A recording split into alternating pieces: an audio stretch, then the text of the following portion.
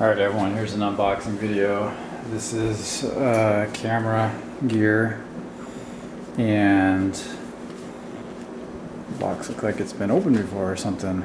I'm getting back into photography, and I've been a long time Canon fan, but in my camera that I have, my 5D3 is great. It just feels a bit dated anymore. It does what I need it to do, but it's just not as enjoyable to use anymore. But I still use it, and I'm going to keep using it. I'm shooting this video on it, but I bought a new Sony6300, and I haven't had it too long. And obviously I have Canon lenses, and this Metabones adapter allows me to use my Canon lenses and kind of not have to trade out everything for Sony, and you kind of use both. I just have the kit lens for the Sony camera. I think it's 16 to 50, and I can tell it's a good lens, but I'm having a hard time with this. But I would like a more premium lens, and I want to use my Canons. So this Metabones adapter has high ratings, and it's supposed to work with my Canon lenses, be fast focusing, and be pretty good to use with this. It's highly rated, and I have not even taken off this new Sony lens yet. So we're doing this on the fly. Okay. I'll line up the dots, I guess.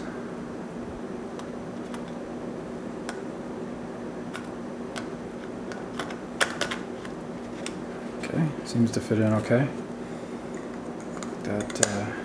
I'm not sure I got a lens cap with that Sony lens. Interesting. Okay, so now, of course I started the video and I didn't put on, get a lens rather, so I'm just going to get this extreme example. I'm dealing with a crop factor. I think I read that it's 1.5. So this is an APS-C camera, and my 5D3 is a full frame. Look at that beast. Huge lens, small camera. Alright, so I have no idea if I'm even doing this right. So it's supposed to be powered by, oh, look at that. So it does,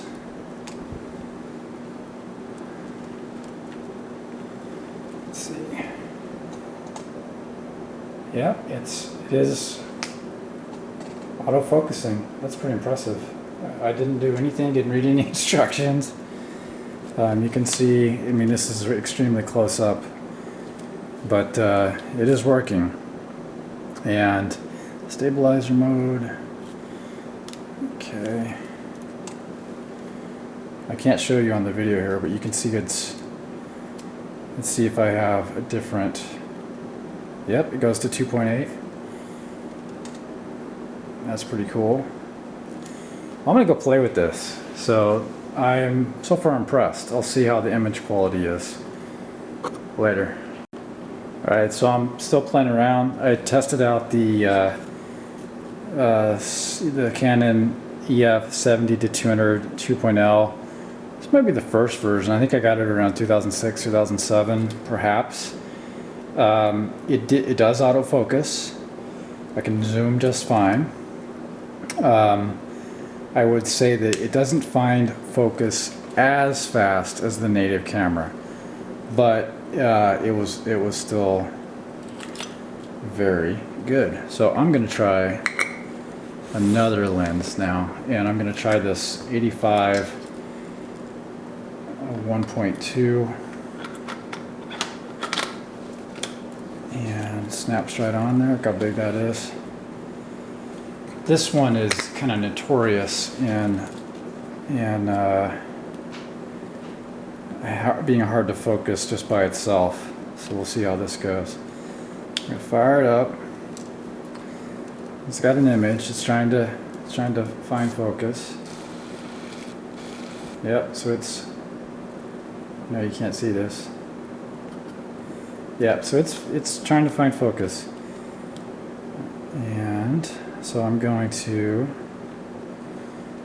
yep, goes all the way, oh, it goes to 1.3 here, so rather than 1.2. So I think that's okay.